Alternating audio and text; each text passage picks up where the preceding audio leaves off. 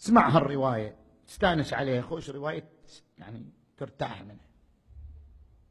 عن وهب ابن منبه. وهب ابن منبه إن هذا أحد الأعمدة لروايات الإسرائيليات، في قصة عوج ابن عنق. من هذا عوج بعد؟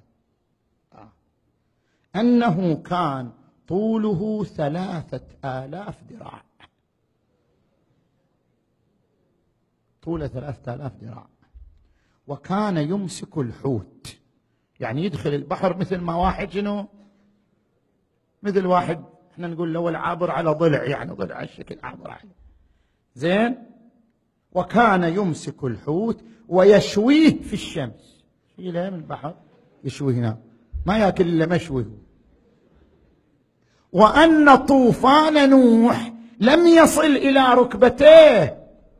شوف الطوفان اللي وصل للجبل، يا الله، يوصل لركبة عوج هذا. وإن موسى تحير وش يسوي وياه النبي موسى.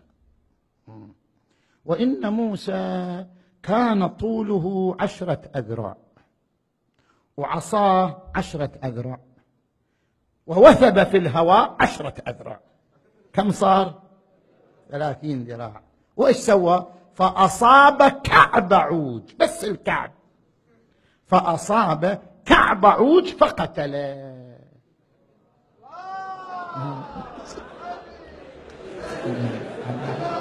محمد.